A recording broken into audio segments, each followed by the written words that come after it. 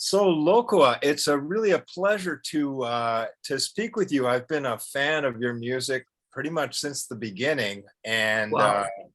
and you know, the first place I ever went in Africa was Kinshasa back in 1987. No. I have a very special feeling for Congo and Congolese music. I gather you've just returned from Kinshasa, is that right? Yeah, I was in Kinshasa because now I'm ambassador of UNICEF for education. So I was like 10 days there. What were you doing? I was going to school of kids to encourage them to go to school, to tell them what is the meaning, and to go to school, how it's very important for them to become one day someone. You need to know to read, to write. It's very important. So some parents sometimes don't understand that, especially for the girls.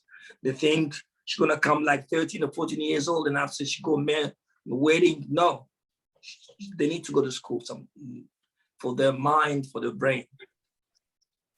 Good for you. Well, you're a great example of that. You know, a lot of people probably don't really understand the geography of the Congo. It's such a huge country, and you come from the east, far from Kinshasa, where most of the music people know comes from. Talk a little bit about your sort of journey as a child and as a young musician, you know, from the east to the west and into the world of Congolese music. Talk about that a little bit. Oh, I was like 4 years old when I leave the east of Congo, especially Bukavu, and I come to Kinshasa because my dad was working on the society called Onatra, is the board. Oh yes. And when I was 5 years old, I started in the school there. When I was 8, it was a day I go to the church and listening to young guys of my age singing like angels. I said, wow, I would like to do the same. So the next day I go to see the director and say, listen, I would like to sing. He say, do you know to sing? I say, yeah, sing. I try. He said to me, no, your voice is no good. You need to practice. Oh. Yeah, he said, you need to practice.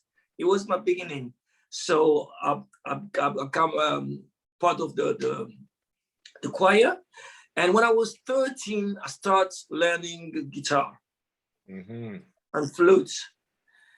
After that, 17 years old, I saw a friend of mine was reading solfeggios. I was very amazed. I said, wow.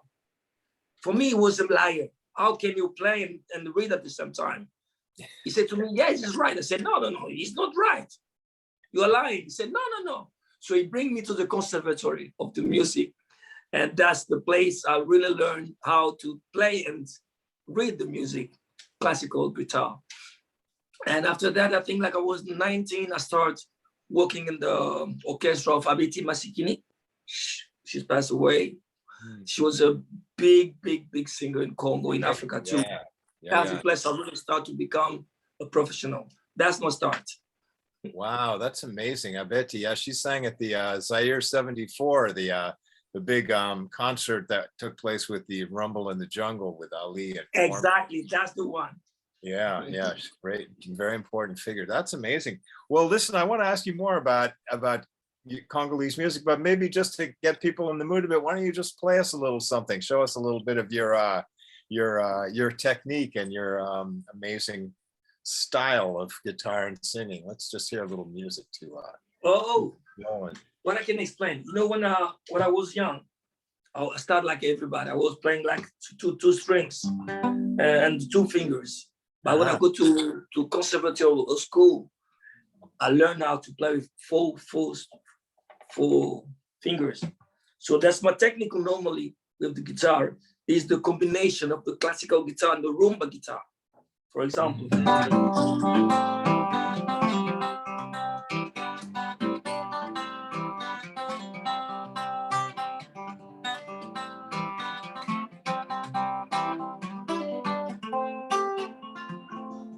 Something like that, you know. So it's like the rhythm of Congo, but I can play many things between. So it took me a long time to put those things together. But today it became like the steel of Lokua Kanza. Yeah. I mean, Congolese rumba in all its variants and throughout its history is it's a very demanding, disciplined kind of music, right? I mean, I know because I played in some Congolese bands at one point in Boston, and boy, Whoa. it was very disciplined. You know, everyone had their role, and you had to do it a certain way. But what always interested me about you is that you carry a lot of that with you, but you do it your own way. You really sort of broke off and made your own sound, your own vocal sound, your own composition sound. And what was that like in the beginning? I mean, because you played with some of the rumba bands with Abeti, and you worked with Papa Wemba. What was it like sort of stepping out of that world into and making your own statement? You know, when I started, it was like any young kids in Congo. I was playing the rumba, the normal rumba people know. I was playing in the bar. People was dancing, drinking. You know, you were there, and I was very young. I don't drink alcohol. I was just watching people dancing, coming crazy. And in my mind, I was saying, yes, okay, that's cool. But we cannot only do music for dance. It's good. We need to do something else. You know, for example, the kids, before to sleep, it needs another kind of music. When the students want to learn, or some painters, or, you know, when they draw, they need another kind of music. And that's where I start learning the traditional music of Congo, because people know the rumba, like the music of Congo, of course, but the music from Congo is the traditional music, come from the bush, you know, where the ancestors sings, is so intense, is so deep. And that's what I learned really, to sing and to play music. So that's very interesting. So you have, I mean, and there's so many traditions in Congo. It's like endless, right? You could never hear it all. But then you have that, and then you have rumba, and then you have the church music, which we hear so much in early on when you started recording. You had a very distinctive way of harmonizing your own voice. You were like a choir, all in yourself. People used to compare you. They'd say you were the African Bobby McFerrin, you know. Some people say that. They did say that, yes. But that's so, you know. But I was just listening back to a bunch of your albums over the weekend, and I have all of them.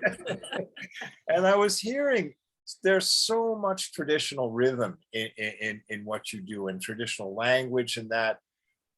Maybe just talk about the very beginning, when you first recorded yourself. What was the idea on your very first album? What did you want to sort of like accomplish as a statement? Yeah, beautiful question, because the first album, it was so strange.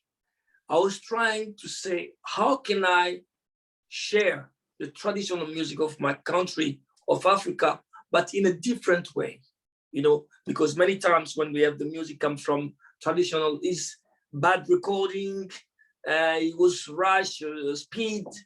But I say, what? Let me go in the studio, take my time, and do it well. I take some bottles, you know. I put some water in the bottle to put the tuning, and sometimes just wood, a guitar. My first album is like only all the voices you hear is my voice. Yeah. I didn't think, I don't have money to pay people, so I do it by myself. Yeah, one guitar, and that was this album. A friend of mine called Vincent Brulé, he gave me the studio when he finished, because in the day going to 10 o'clock until 8 o'clock in the night, and 9 o'clock say, look, well, this is the keys of the studio. So I start 9 o'clock until the morning. I was alone, recording, like, I think 3 weeks, something like that. And the album was over. Wow. Can you maybe play and sing? I know you can't harmonize yourself when you're just on your own, but next time. Well, yeah, next time, right? one of those early songs. Okay, I start with this song. That's the first song I record.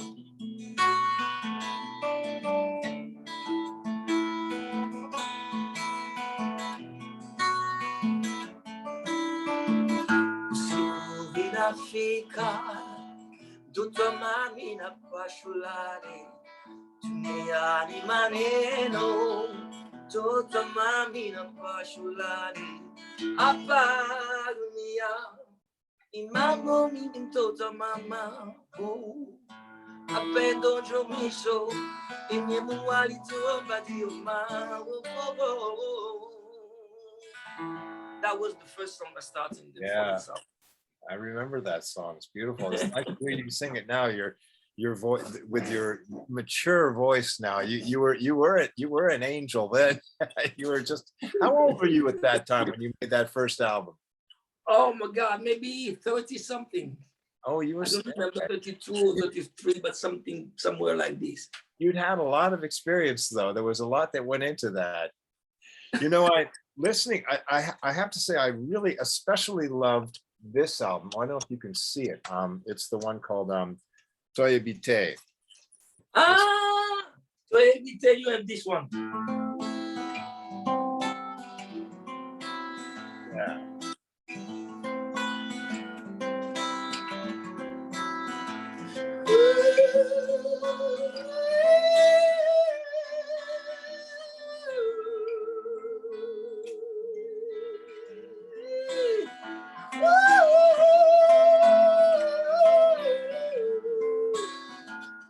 Yeah, that was no.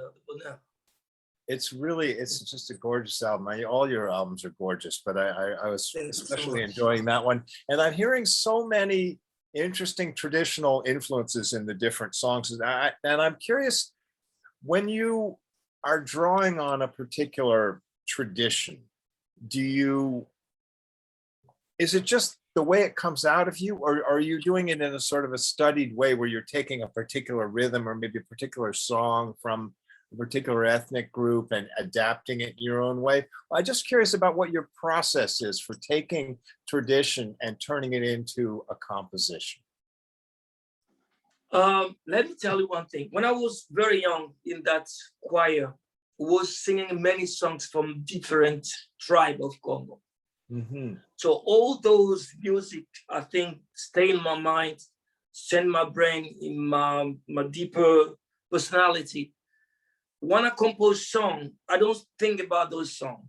I think about the rhythm. My process of composing song is, I take a rhythm, for example, and sometimes I can put some harmony on it.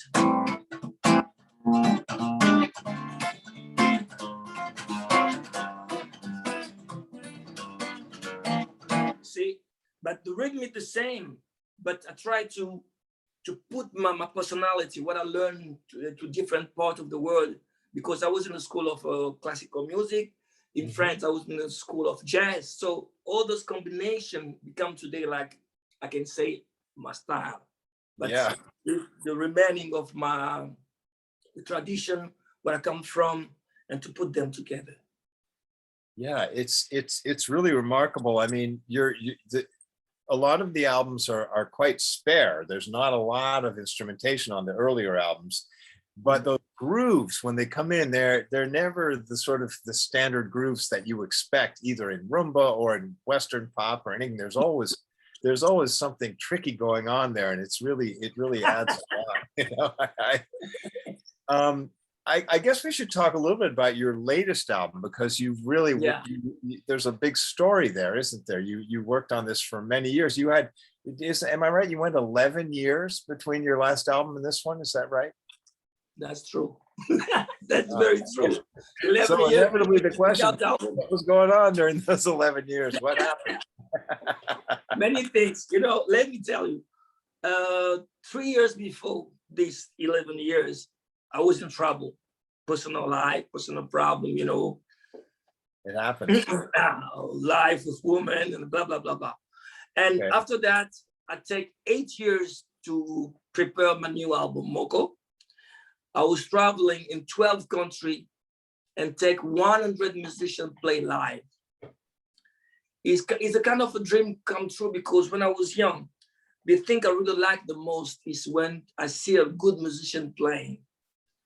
I was in Congo, listened to them, and their place I was I can feel my soul, my heart like flying.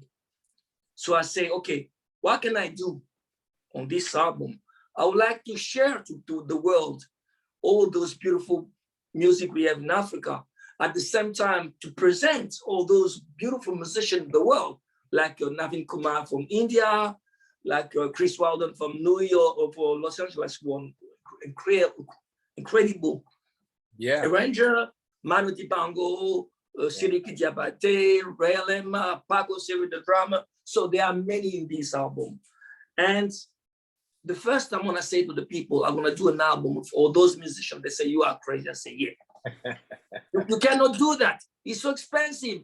It's impossible. I say, I'm sorry, I'm gonna do it. Yeah. So let me say thank you to all my friends in Congo and everywhere in the world who give me some money and help to do that. And it was crazy because I was in Nigeria, in Senegal, in Brazil, in Congo, in Ivory Coast, in Cameroon, in Hungary, doing the orchestra, and big orchestra there. Wow. So I really invite the people to listen to this album, because not only because it's my album, because there are special and incredible musicians playing on it.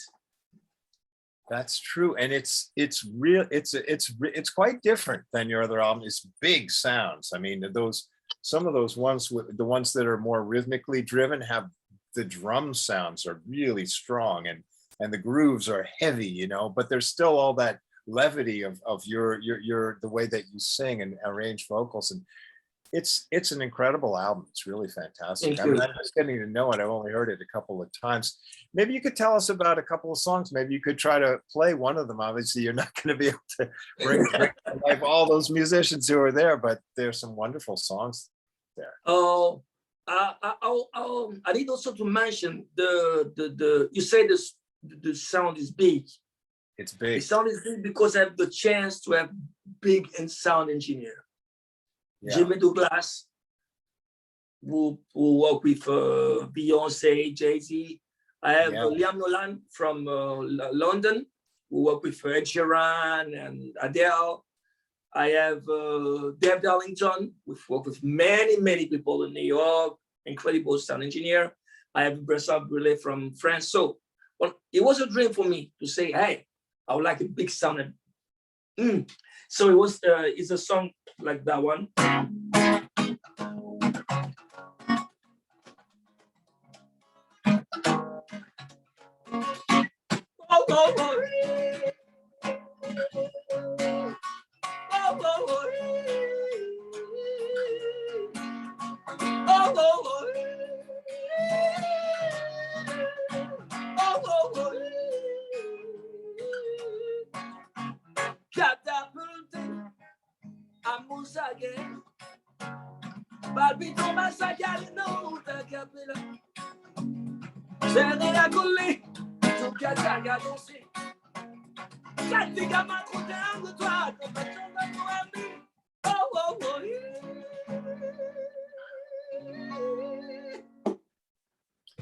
Fantastic. Which song is that? It's the Mellow Pig. What's the title? Mellow Pig. Oh yeah, Mellow Pig, right. That's an incredible song, right? I remember that. That's one of those ones that has that heavy beat. Yeah. Exactly. So it's a combination of melody and pygmies. I see. Mellow Pig, because I'm a huge fan of pygmy, the way they sing. Yeah. So that's why I made that combination. Sorry, because the beginning was like strange for me.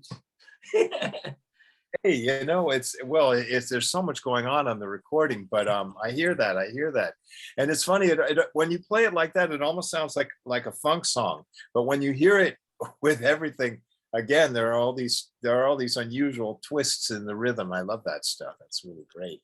You know, the original rhythm of that is.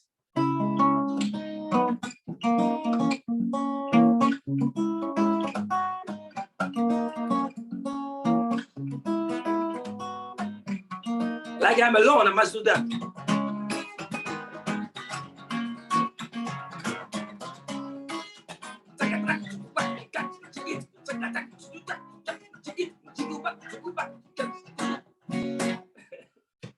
you could hear a clave in that too, which of course is such an interesting.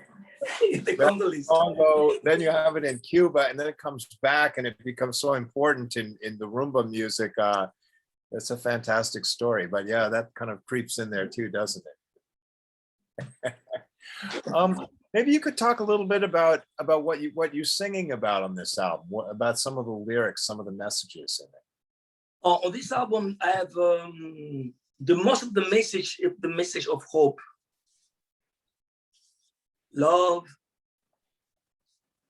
For example, I say on one song, I say, love is a power. The love inside you just need to shine.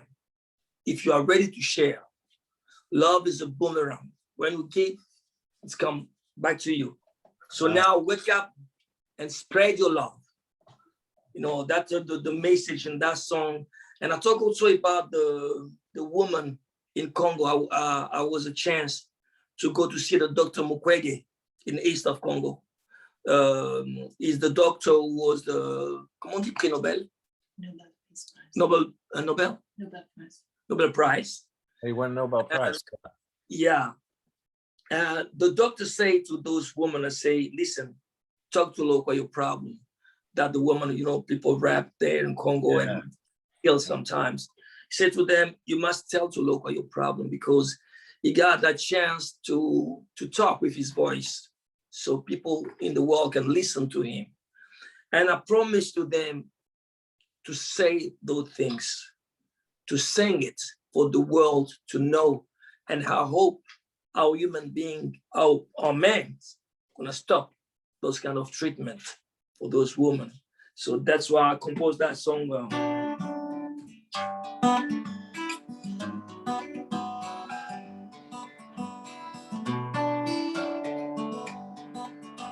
And on that song, they have flutists come from India, Navin Kumar. In the beginning, it was a melody, it was a voice, it was many words.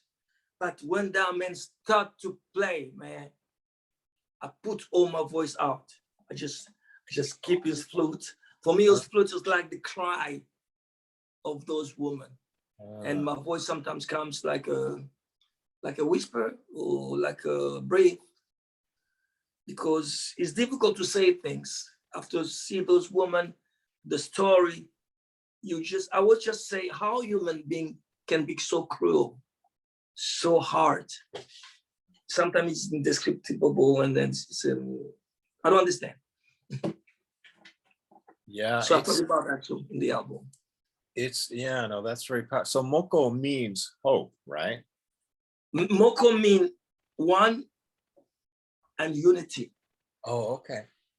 Yeah, because what I would like to try, what I try to do on this album is to out the way to put human beings together, because many times when humans are fighting together is ignorance. When you don't know someone, you're afraid, you're scared. So you start thinking and putting things who are not reality. Is your mind, the way you are thinking. But when you meet someone, the way to see, the way to think, those things change. And I don't say it's an example, but it's the way to make the people to join together and to be together. Good. Well, this obviously is such an important message for the Congo. I mean, I don't know if people know, but Congo really has one of the toughest histories. I mean, every stage of it is really difficult.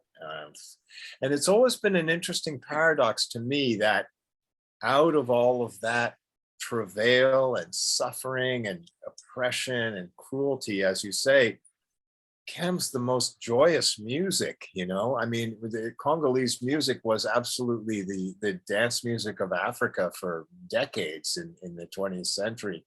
And it continues. And it continues, of course, absolutely. But it's just so, I think people don't, there are people who know about Congo because of the history and the news and that, and then there are people who know about it from the music, but it's, I don't know if would you have any thoughts about that? How it is that a country that has such a difficult story created the most joyous music you could imagine? I think the Congolese people are incredible, not only because it's my country, because they have the big heart like this. Congolese know how to receive people, to give joy. And the bad luck for us is the Congo, for people who don't know, is so rich in terms of earth, richness, the mines and everything like that. So many wars there in the east, but in the center of Congo, like Kinshasa, people, whoo, man, even some family, they don't have money to pay the food, but the smile is large like this. The smile is like the sunshine.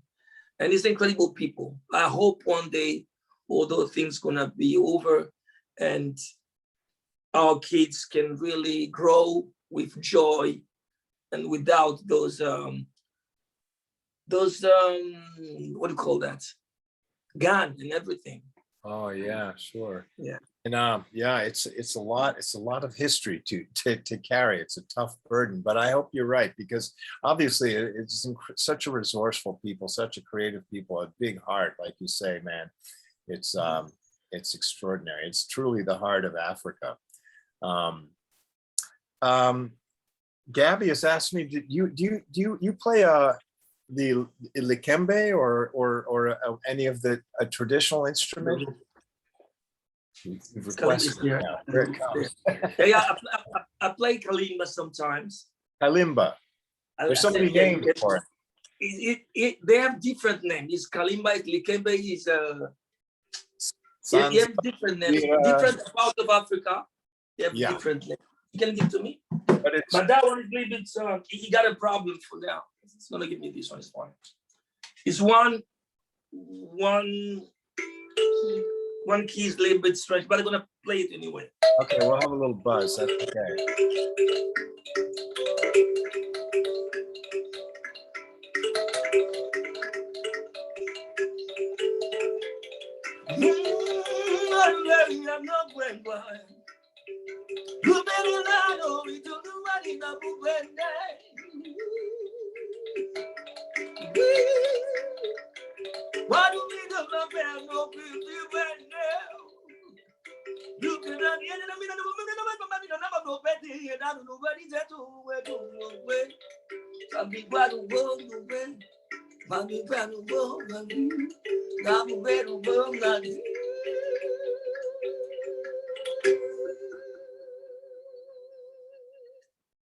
Beautiful, thank you.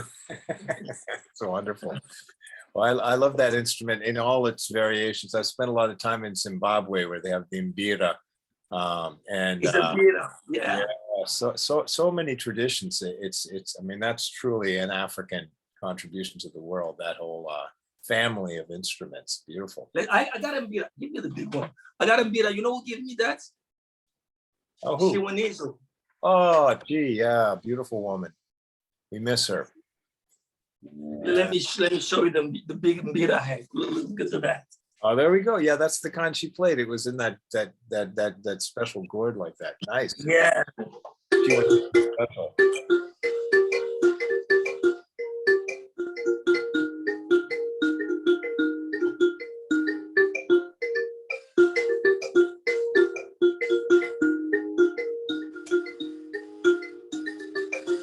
Now I play that on album Moko. Okay. Nice. That's fantastic. You know, all the time that you've been developing your own sound and branching off in all these directions, the sort of mainstream Congo music has had its own kind of development and, you know, gone through all these. We were just listening back recently to an interview my colleague Sean did with Franco in 1985. And just thinking about, wow, man, how much has the music changed, you know, to get from there to Fally Ipupa and all these guys we have now. I'm just curious about what your take is on the kind of more mainstream Congolese music and the way it's changed over the years. Do you have any thoughts about that? Oh, like you said, many change comes from Congo, you know, especially we have beautiful guitarist player, drummers, bassist player, singers. Yeah. But at the same time, we have to another part, many of young guys who's trying to come without working, because Franco, Rocheron, those guys, Vali, Pupa, Ferre, they are good singers because they sing a lot. Yeah. In the bar, they can sometimes sing like eight hours in the night. Yeah. You know, they sing a lot. But some young guys now, they think you can just become a star. You go in the studio, you put auto-tune and you sing. No, I would like to tell them you need to learn. You need to know how to use your string vocal, your vocal string. And the Congolese music by my side, I think, is beautiful, but we need to grow. Okay. We need to grow because it's the same codes we played like 50 years until today. We need to move a little bit. We need to change because even the beautiful singers we have, they cannot really express themselves because we are on that mood,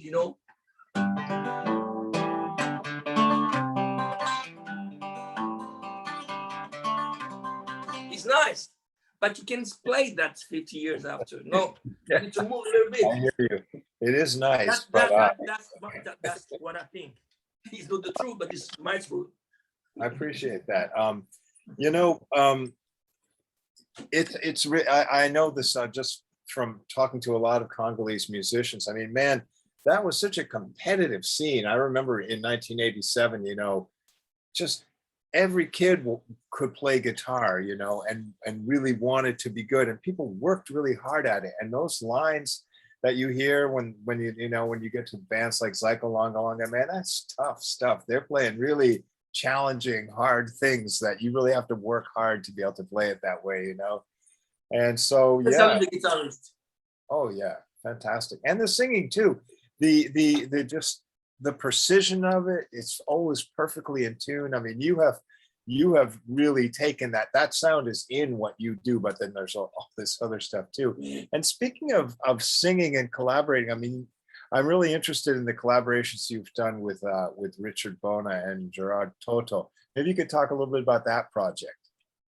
Oh, beautiful project. I got lucky to be part of that project because Richard Bona, like is one of the incredible biggest musicians we have in Africa.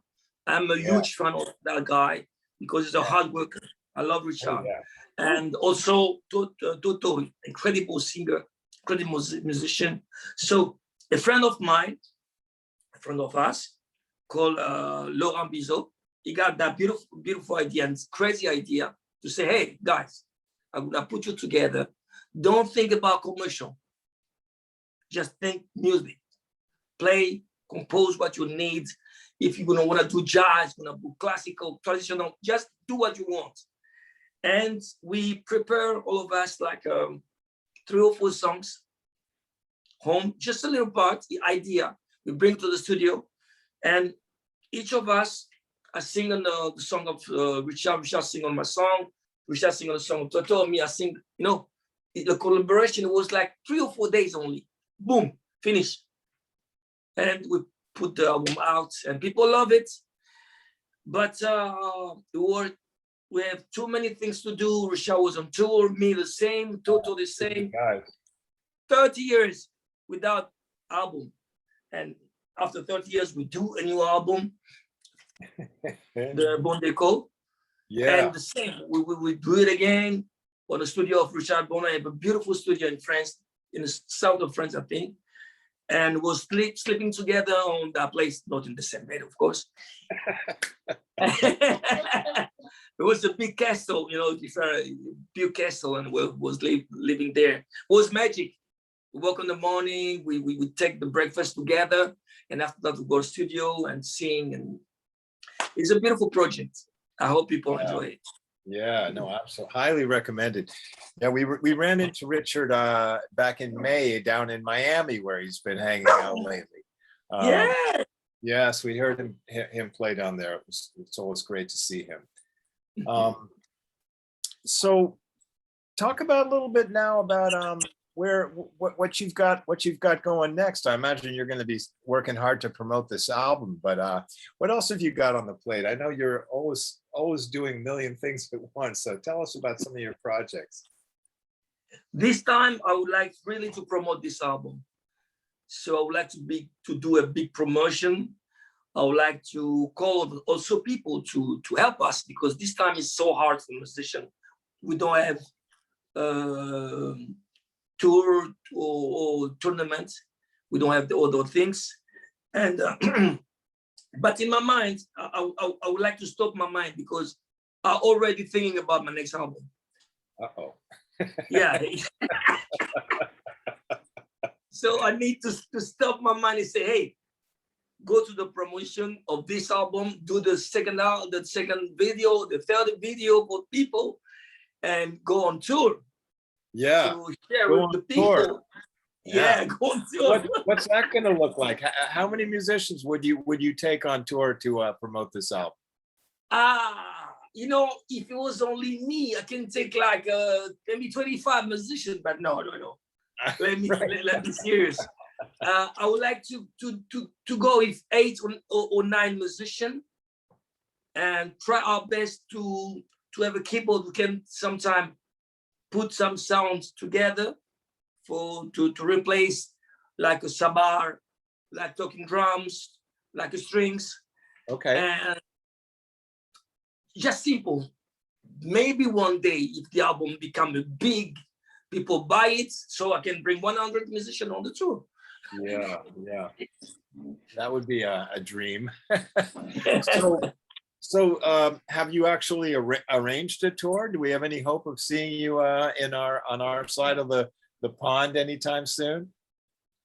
For now, no. Because I was in Congo doing all my stuff about ambassador and everything like that. Yeah. I think the next step is to send the album to everybody, or the people. What do you call it? Les tourneurs, comme tu s'appelles ça? Yeah, we'll the booking agent. Yeah.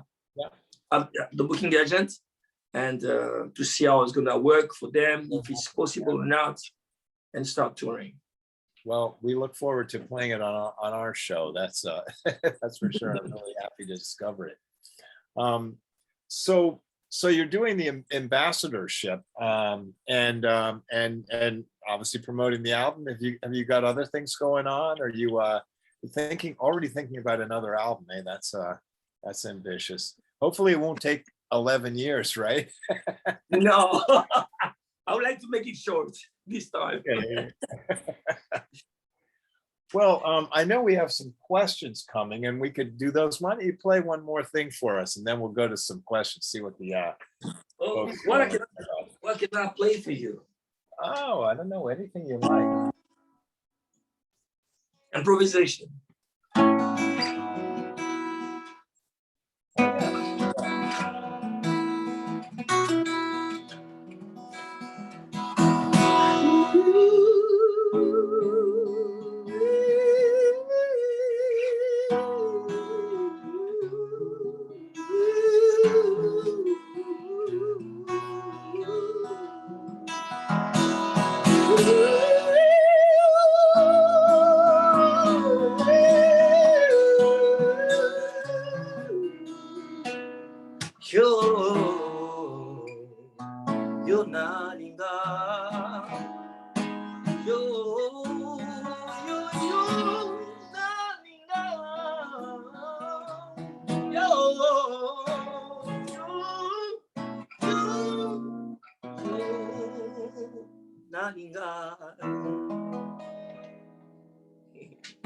Beautiful. That's lovely. Hear a little of that jazz influence in there. So one person has asked about the song. Oh, let's see if I've lost it now. Oh yeah, about the song Nakazongo. This person is from Kenya and loves Rumba music, and he wants to know what motivated you to compose the song Nakazongo. Nakazonga. Nakazonga. There you go. It's a song I wrote for all those people like me who leave their countries and go to another country to looking for life, to looking for better life. And many times that not happen like you want. You think all the places are paradise, and you come there, it's a nightmare, it's difficult, it's complicated. And your dream now is to go back home. But to go back home become a problem because you don't have money, you don't have nothing, you're scared because, you know, particularly in Africa, when you go back, you need to have money. If you just come with your hands, you're gonna say, hey, he was in Europe, he was in the US. How can you come back without nothing? But I said in that song, go back home. One day, we're gonna go home, and the people who loves you gonna receive you with love. Don't afraid to go home. One day I'm gonna go home. Nice, that's beautiful. Yeah, so important. I guess there's a whole sort of genre of songs by African artists telling their countrymen not to forget where they came from and think about coming home, you know. So yeah, it's part of that family. Yeah, that's beautiful. One person wants to know, are there artists or genres of music that you have not yet collaborated with, but that you would like to, especially? You follow me? Which people? The question, like, is there a style of music or an artist that you would especially love to collaborate with, but you haven't done it yet? It's a dream still. My big dream is Stevie Wonder. Oh yeah, because Stevie is for me, I don't know how to describe that man. He's so genius. Stevie is he's come from America, of course, but Stevie, you can feel all the beauty of the music, the deepness, and wow, I love Stevie. So there are many musicians I love, but Stevie is the one of the figure one day, even in my dream, just to see him one day is gonna be. I must be happy. You know, I think he's living in Ghana right now. He's moved back to Ghana. I heard. Yeah. So maybe you'll find him there. I'm gonna go to Ghana. So now. Yeah, there you go. Nice place. So then I have a question from a colleague of mine who's really interested in the way musicians work together, and he says he'd like to know whether Congolese musicians think of themselves as a workforce. Are you networking with other Congolese musicians to sort of convince the Congolese public that you're professionals and you need to be compensated? You know, there's so much abuse of musicians in the industry, and he's wondering if he says musicians, even when they entertain and have fun in what they're doing, they're still working. And that people need to be reminded of this, and that artists need to work together to make it better for musicians. Is there anything like that going on amongst Congolese musicians? That's what his question is. Yeah, we have a little problem in Congo with musicians sometimes. We have some little fights between musicians. That's so sad from my side, because we need to be together for our country. We are examples for our kids, for our people. When we together, our family, our country, people are gonna be together. When we start fighting each other, it's very dangerous and bad. So when a musician come from Congo asking me to collaborate, I'm there. I tell them all the time, I'm gonna be there.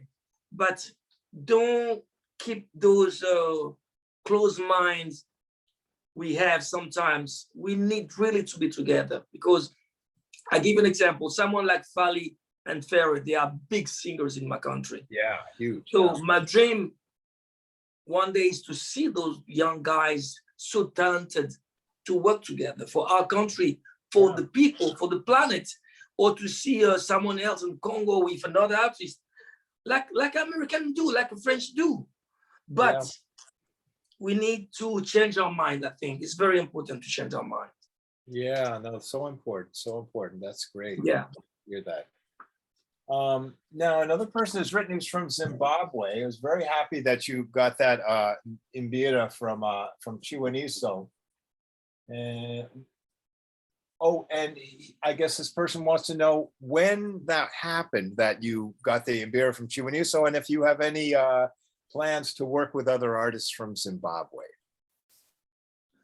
Oh, it's many years. I don't remember. I think it's more than 11 years. I was there, and it was a big pleasure for me. It was my first time, and I was so happy. She would just come to my hotel. We hug, we talk, we sing together, and I'm so sad she passed away. I know. But she's an amazing artist. I was and I am always a big, huge fan of that incredible woman. Yeah, yeah, absolutely. No, Zimbabwe's I hope to collaborate again with another artist come from Zimbabwe.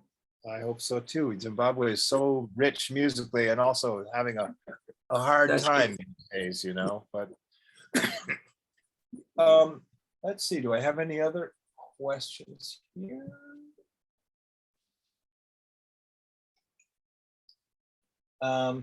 You know, I think I'd like to ask you about how you know, you were talking about how musicians don't necessarily have the discipline and the work ethic that they did in earlier generations. And that's not just Congo, that's all over the world, you know. And part of it is because of the electronification of music, people just using computers to make music rather than learning instruments. But technology has also done this other thing through YouTube, which allows everybody to hear music from everywhere. And so you can be influenced by music from somewhere you've never been and will never go. And I don't know, just you have come of age during the time when all these new things have come in, particularly that all the computer related stuff and YouTube and social media. How do you think that's changed life for musicians, maybe specifically for African musicians who used to be much more cut off? Yeah. You know, the technology is a beautiful issue.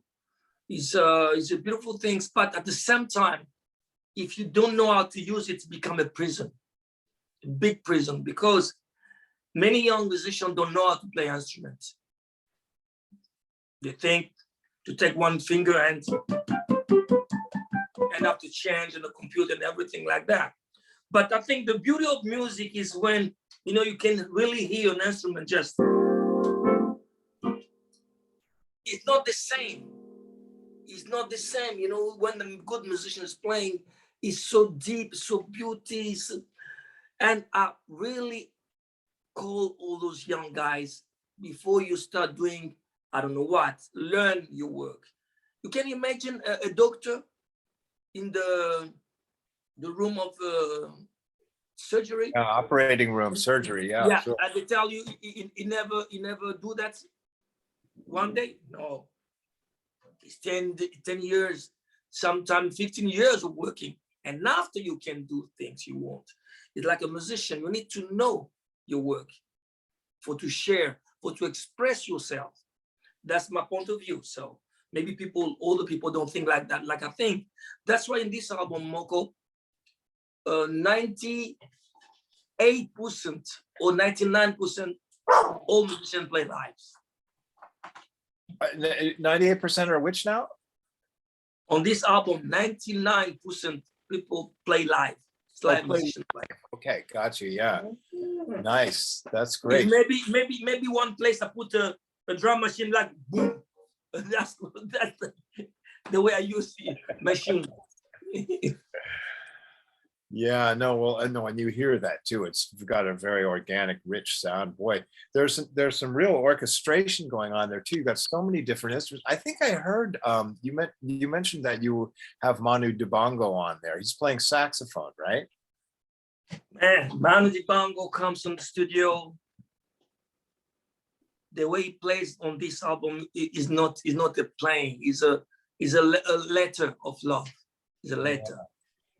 Mani leave me a letter. You know, Mani is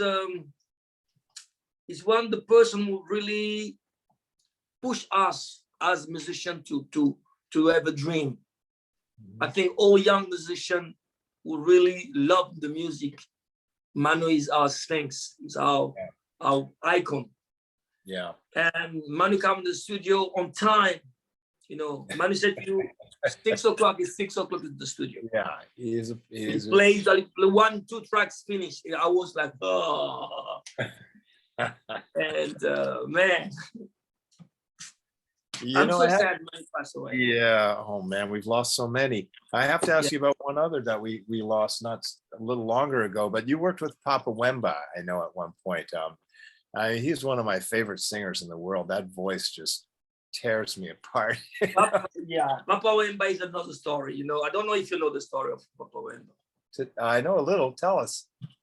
Yeah, Papa Wemba, you know, I was so crazy. One day I go to see him. I say, you know what?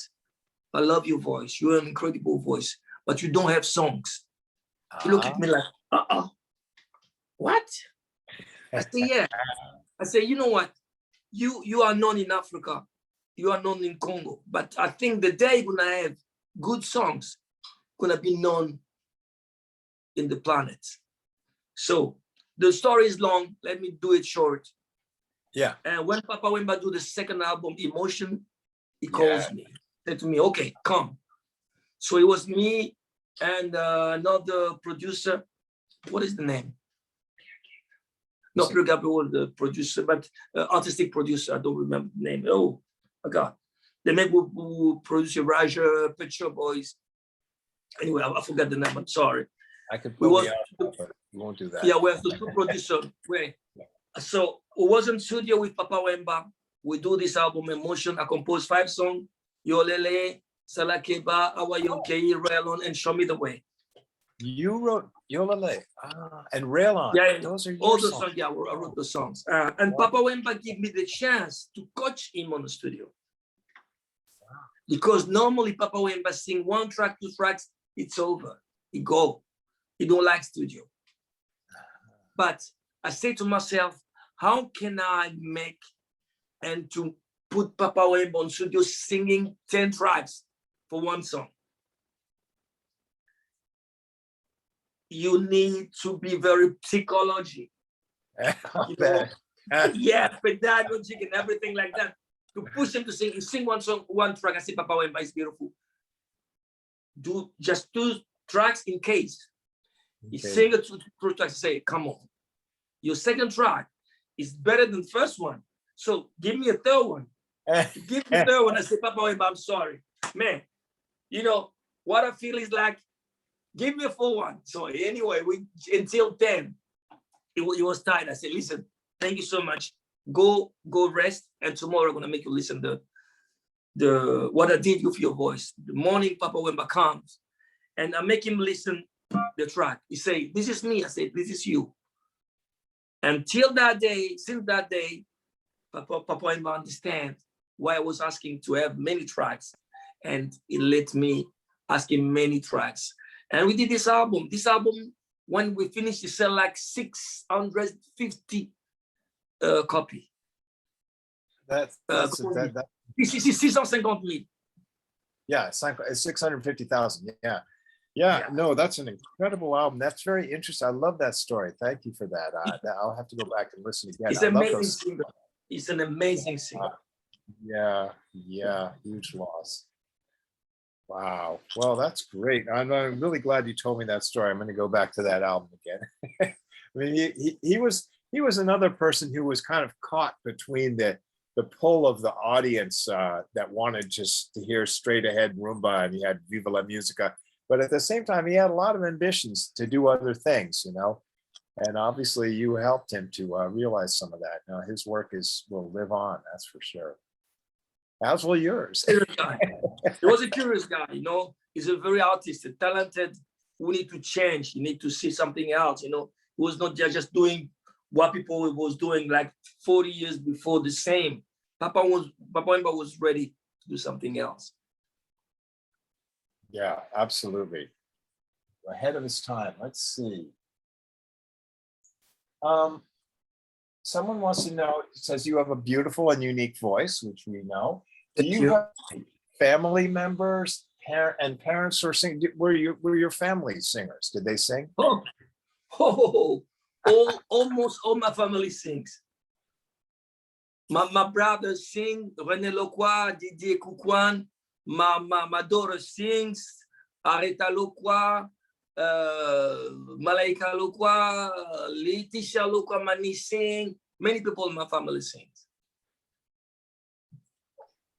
Yeah, well, that's one way to come about it. And then I'm always was curious too, the church, when you sang in the church, did that give you a more knowledge about how to harmonize voices and how to arrange voices?